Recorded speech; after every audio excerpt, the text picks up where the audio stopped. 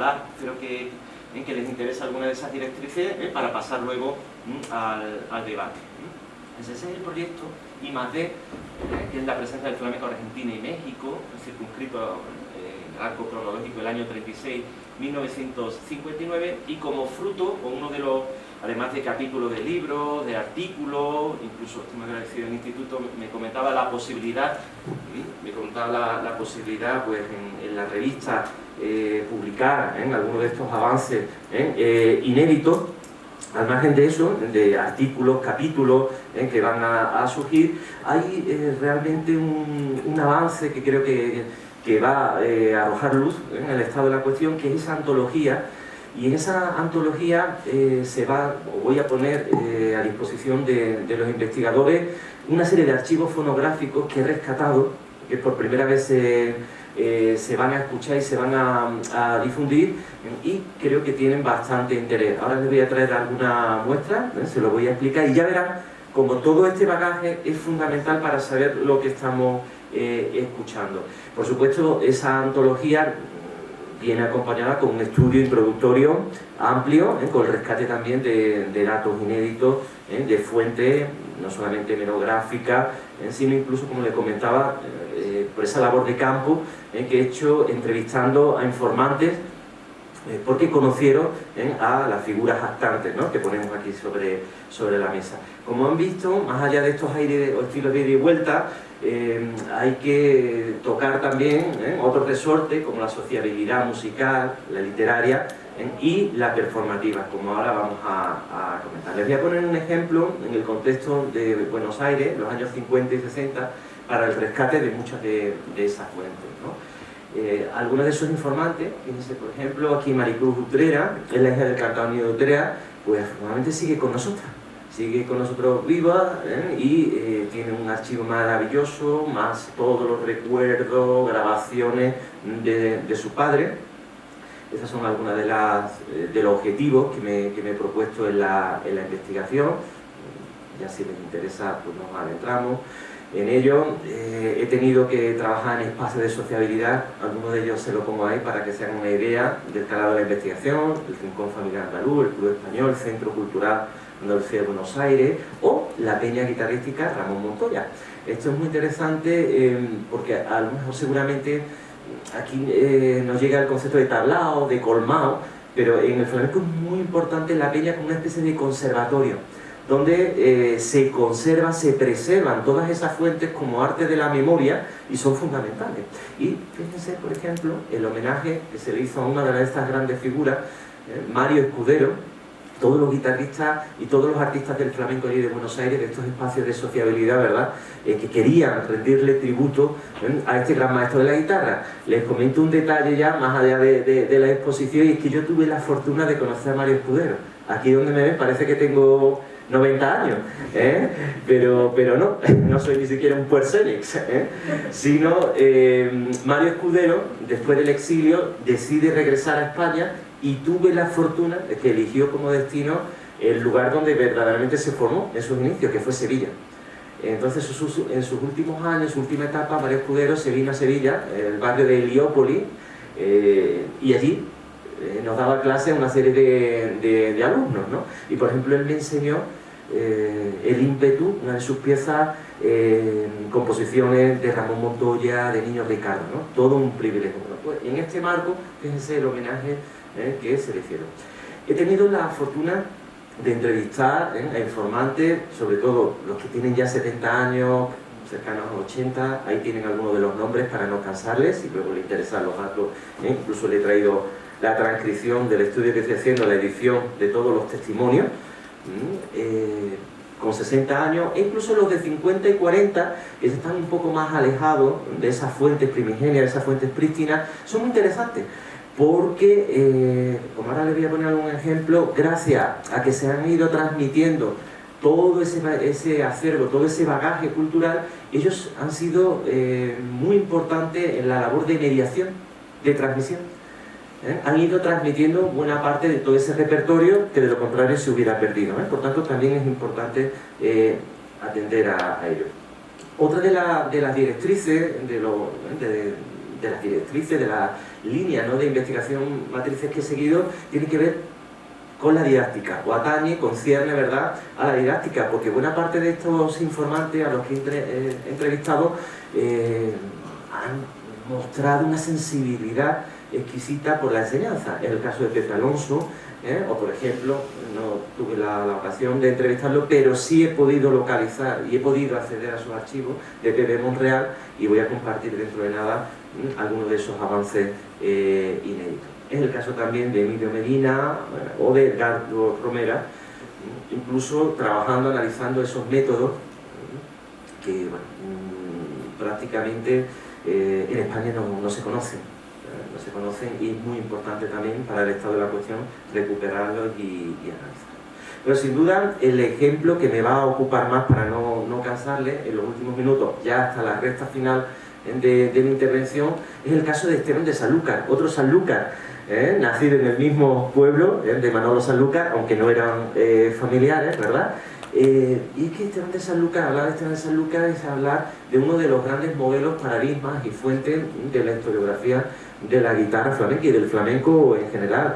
Esteban de Sanlúcar ha pasado a la historia del flamenco por componer, en España por ejemplo se conoce sus Panaderos Flamencos, una pieza que entronca con la escuela bolera, con la seguidilla, y que tiene como tónica la mayor, dominante mi mayor, ¿verdad?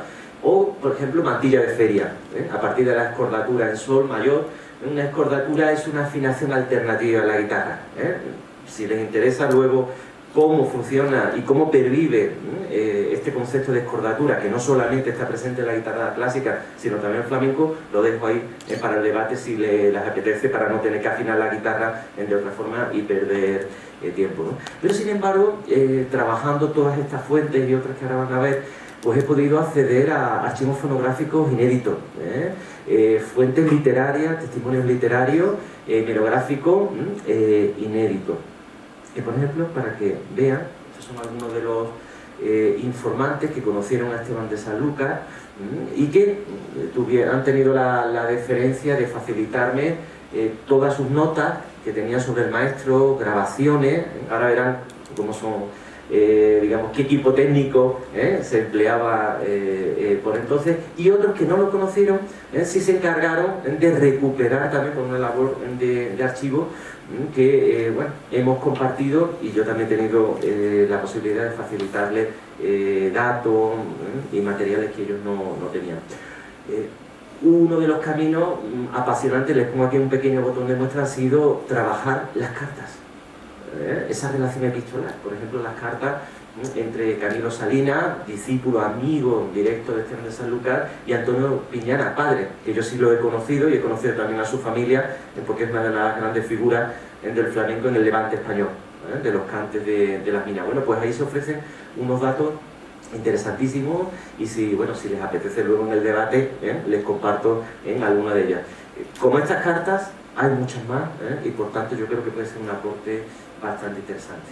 Aquí tienen, por ejemplo, una selección de algunas de estas fuentes. Por ejemplo, sabemos qué tipo de guitarra utilizaba Esteban de Sanlúcar, que es una Santo Hernández, es fundamental. Yo me he traído una guitarra de estudio que me han dejado los amigos aquí, músicos que tengo, pero bueno, yo creo que ha servido, ¿no?, para poner los ejemplos, creo que sonaba. Aquí tienen otra fuente, y como no, fuentes también, lo iba a poner en el título, pero bueno, para no cansar, muchas fuentes fotográficas inéditas.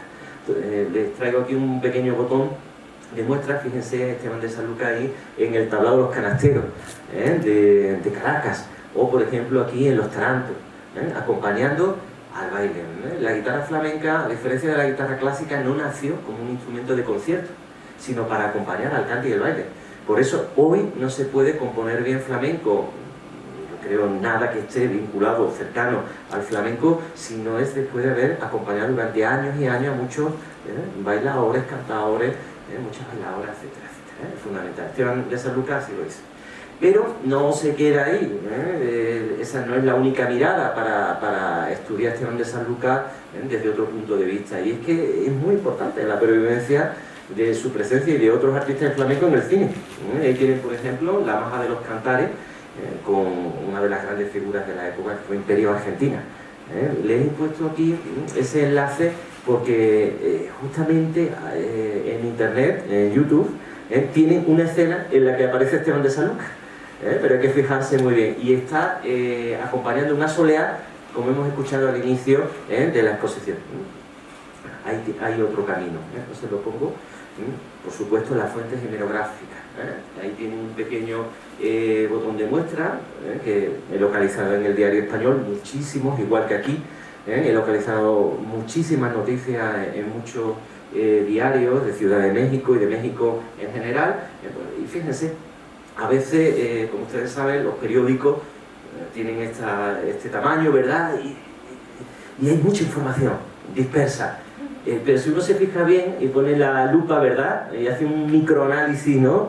A nivel de observación, dice, pero ahí están hablando, como en este caso Esteban de Sanlúcar. Fíjense, esto es un artículo en concreto, le pongo este botón de muestra porque me parece interesante, dedicado a Concha Piquer, la gran artista en esa confluencia también del flamenco y la copla, que no se pueden separar. Y ahí les dejo también otro tema muy interesante, por si les interesa en el debate. Bueno, pues tocaba también Esteban de Sanlúcar cuando acompañaba a Concha Piquer, que incluso le hicieron una foto.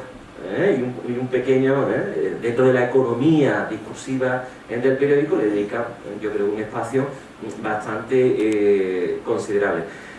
Aquí hay una intrahistoria que, si les apetece, se la cuento luego en el debate, por si les apetece, en esa frontera híbrida, esa hibridación, ese maridaje o armonización entre fronteras, ¿verdad? Las fronteras entre flamenco y copla. Y es que Esteban de Sanlúcar fue bastante conocido acompañando a Concha Piquer, pero él quería buscar otros aires, como ahora van a comprobar, ¿no? Y también creativo, más allá incluso del flamenco, como van a comprobar a continuación. Y le dice a Concha Piquer que ya no le acompaña más, que busque a otro acompañante. Y bueno, el marido de Concha Piquer, que hacía las veces de representante, le dice, no, Esteban, por favor. Bueno, al final, Esteban de Sanlúcar, aunque hizo grabaciones y muy interesantes, decidió emprender otro vuelo. Este es el disco que prácticamente, en el estado de la cuestión, ha sido con el que se ha conocido, ¿verdad?, a Esteban de Sanlúcar. Esta es la edición Príncipe original y que yo he tenido la oportunidad. Pero, sin embargo, lo que me interesa compartir con vosotros ahora son esos archivos fonográficos inéditos, que ahora vamos a escuchar, y que se grabaron, como ahí tienen, un geloso.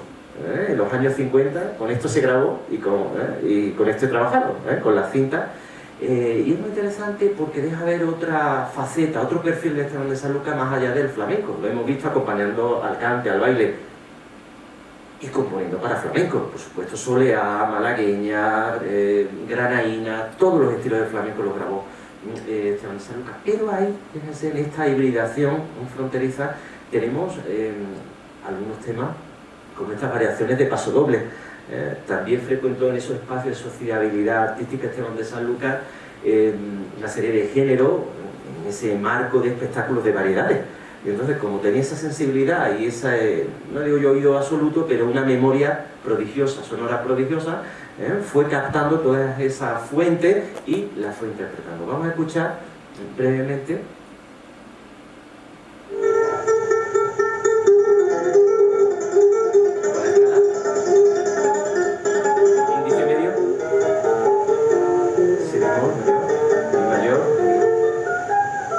El sistema tonal menor tan característico de toda la tradición, ¿verdad? Musical hispanoamericana. Con ese fraseo armónico melódico tendente a la cantabilidad. Que se haga lo que va a ocurrir.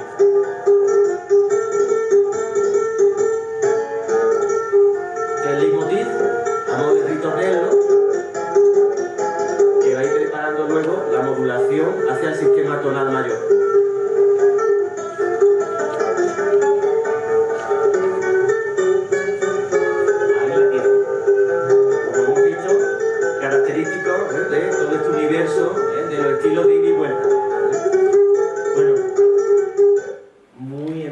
Tengo que interrumpir al maestro Esteban de Sanlúcar porque me gustaría abrir todo lo posible el muestrario para luego pasar al debate, que es lo que realmente más me interesa, ¿no? Poder plantearles ideas. Otro de esos archivos fonográficos inéditos es danzón cubano. Sabemos que se grabaron en la década de los años 80 en ese geloso que les he enseñado, e incluso un dúo de guitarra con un músico, un guitarrista estupendo, ¿verdad?, uruguayo, Nelson Olivera, lo tienen ahí, y grabaron un danzón cubano y una milonga.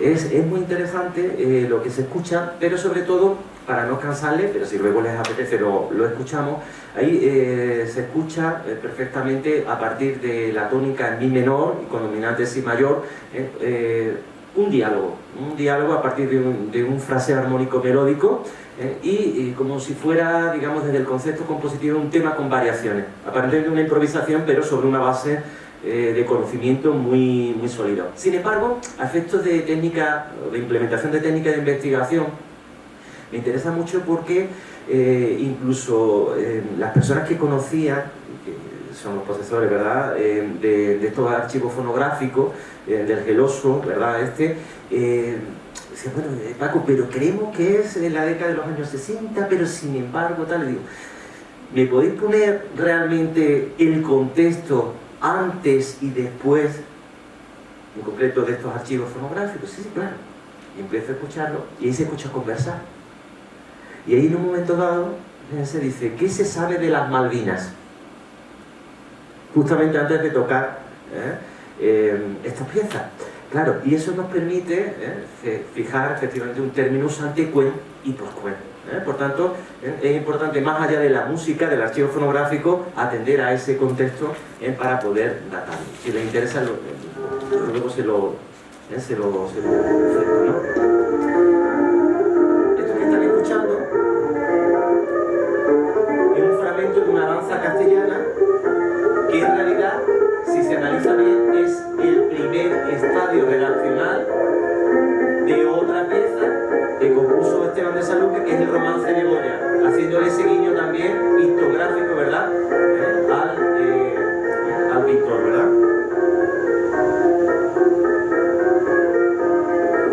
De hecho, si se analiza toda la producción que conocemos de Esteban de Sanlúcar, hay estilemas, hay guiños a otras piezas sí muy conocidas de Esteban de Sanlúcar, pero que no se sabía que Esteban de Sanlúcar ya las había trabajado ahí. Y es, por ejemplo, Mantilla de Feria. Por ejemplo, este motivo musical, o este subtema musical, con una estructura armónica métrica, la podemos identificar en Mantilla de Feria. Por tanto, es muy interesante. Bueno, y así podríamos hacerlo también con danza, una última obra, y sobre todo unos guiños a modo de citas intertextuales que introdujo Esteban de Sanlúcar a propósito de Carlos Gardel, y identificado como fuente. Ahí lo tienen esta noche, bien borracho y gira gira. Por tanto, fíjense cómo el universo de un músico de base flamenca se amplía y nos ayuda a ver esas músicas en contacto, ¿verdad?, entre Andalucía y América Latina. Y para no cansarles más, les voy a ofrecer un paso modulatorio, o vamos a trazar la técnica del puente modulatorio en términos musicales, de Mario Escudero, que hemos comentado, otro gran artífice, que lo dejaremos para otra ocasión, y que aquí en la hemeroteca he conseguido muchísimos datos inéditos, fue Savica. Y cómo cristalizan estos tres modelos, Esteban de Sanlúcar, Savica y Mario Escudero, en Paco de Lucía, junto a Manolo Sanlúcar, dos de las grandes figuras de la guitarra flamenca actual, y he tenido la suerte de conocerlos a los dos en vida, de entrevistarlos. En el caso de Manolo Sanlúcar incluso he sido alumno de él, de composición, y de Paco de Lucía he tenido la fortuna de entrevistarlo y para hacer estudios de investigación. Entonces, nada más que tengo palabras de agradecimiento. Sin embargo, les quiero enseñar, aquí podríamos hablar de las figuras de estos declamadores que trabajan con artistas como Esteban de Sanlúcar, poniéndole música de fondo, como Benítez Carrasco. Ahora estamos trabajando también en el seno del proyecto Todo el Legado, con muchas fuentes inéditas. Aquí lo tienen, y esto sí lo conocí yo. Ya les digo, otra vez parezco muy mayor, pero es que Benítez Carrasco, después del exilio, decidió volver a Andalucía, y en concreto a su tierra, a Granada. Y yo entonces iba acompañando a todos los artistas por toda la geografía, no solamente andaluza, sino española, y coincidí muchas veces con Benítez Pérez Carrasco en su última etapa. Pero obviamente ya no le acompañaba Esteban de Sanlúcar, sino ese gran concertista, el primer concertista de guitarra, catedrático de guitarra flamenca en España, en Córdoba, que fue Manuel Cano Tamayo, y que tuve también la fortuna y el placer de conocerlo, ¿eh? Entonces Manuel Cano iba haciendo un fondo de guitarra musical, como hacía Esteban de Sanlúcar, y Benítez Carrasco iba recitando, y le he rescatado ahí una foto de época, ¿no? Bueno, esto que estamos comentando lo estoy analizando en todos los guitarristas importantes y que han sido olvidados, ¿eh? Entonces, para no cansarles, fíjense, con fuentes inéditas, el análisis de toda la producción discográfica, ahí lo tienen, le he puesto un pequeño, una pequeña síntesis, ¿no?, de lo que he estado haciendo. Algunos géneros son muy bonitos, muy interesantes para estudiar también esa música en contacto, ¿verdad?, entre Andalucía y América Latina, como el zapateado, la malagueña, aquí lo tienen, por ejemplo, ¿no? Los tanguillos, muy hermanados con los zapateados, la tradición de las peteneras, como comentábamos antes, ¿no? Pero ya en los últimos compases, fíjense, fuentes inéditas todavía, no les voy a cansar con esto, porque quiero que escuchen, se lo anuncio nada más por si les interesa en el debate, las piezas de Esteban de Sanlúcar no solamente interpretadas para guitarra, sino para piano. Y esta es una aportación, porque vemos cómo se transcribió la música de Esteban de Sanlúcar ya como un modelo, como un paradigma, canónico, ¿no? Entonces ahí lo tienen, pues si les apetece luego, es muy interesante la grabación, sin duda, pero me gustaría enseñarles otra figura. Ahí tienen a Angelillo, por ejemplo, del que localiza muchísimas noticias, pero en los últimos compases me gustaría centrar su atención en Pepe Monreal. Fue el que grabó, el propietario de ese geloso, y que gracias a él hemos podido identificar todos esos archivos fonográficos inéditos. Pero me interesa el Pepe Monreal, más allá de todas las semblanzas, los datos inéditos. Fíjense en la foto que le dedicó Niño Ricardo a Pepe Monreal, inédita, fíjense, porque en un momento dado Pepe Monreal le dedica a Esteban de Sanlúcar una serie de testimonios, le graba, pero le graba piezas inéditas. Una de ellas es un zapateado, se conoce como perfil flamenco. Si ahora lo escuchan, verá que se trabaja la escordatura en re y se la dedica a Paco de Lucía. Está grabado con ese geloso en la casa de Pepe Monreal, pero no coincidieron en esa ocasión Esteban de Sanlúcar y Paco de Lucía. Pero cuando Paco de Lucía va a dar un concierto en Buenos Aires, acude a la casa, se queda en la casa, se aloja en la casa de Pepe Monreal, y es muy interesante, porque Pepe Monreal le dice: mira lo que Esteban de Sanlúcar te ha dedicado. Y Paco de Lucía escucha ese zapateado, perfil flamenco. Y fíjense este archivo fonográfico que he localizado, porque en realidad es una variante redaccional de un zapateado, percusión flamenca, que compuso Paco de Lucía, también en esta órbita del tratamiento del zapateado de Esteban de Sanlúcar, y que, por ejemplo, grabó en directo Paco de Lucía en el Teatro Real de Madrid. Pero aquí tenemos otra versión. Pero fíjense.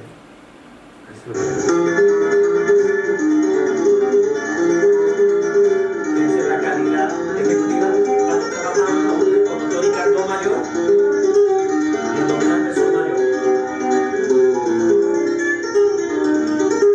En vivo y directo, en casa de Pepe Monreal y dedicado a Esteban de Sanlúcar.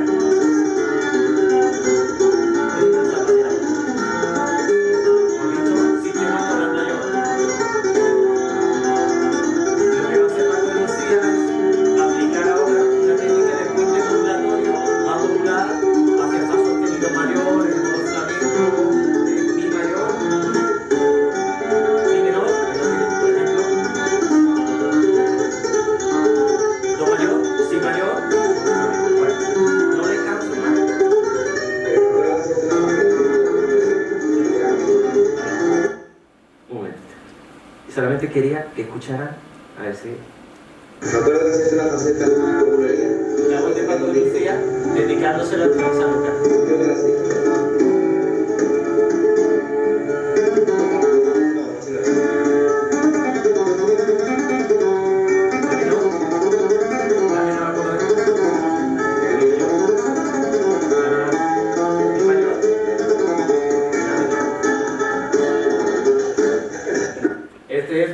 Lucía, recordando la importancia, como comenzábamos la conferencia, ¿no? Volver a la fuente. Recuerda Paco de Lucía esta falseta que cuando era niño que se le escuchaba a Esteban de Sanlúcar cuando acompañaba a Canalejas de Puerto Real, a Antonio Mairena. En concreto he identificado esta falseta, que Paco de Lucía la cambia, la hace a su manera, pero es la falseta con la que, o que sirve de introducción, de introito, de obertura a unas bulerías acupletadas de Antonio Mairena, y además con nombre de mujer. Era de Triana y se llamaba Carmen, ¿no? Es bien interesante. Bueno, concluyo. La labor de Pepe Monreal no se circunscribió a este rescate de los archivos fonográficos de Esteban de Sanlúcar o a difundir, ¿verdad?, incluso la producción de Paco de Lucía. De hecho, Pepe Monreal siempre dijo que se iba a encargar que Paco de Lucía fuera reconocido como el gran guitarrista, siguiendo la estela de Esteban Sanlúcar en la guitarra flamenca. Pero, y con eso voy a concluir, no estamos solamente en un marco de investigación. Los que somos investigadores, la mayoría somos docentes y no nos podemos olvidar siempre que ahí está la savia nueva, ¿verdad?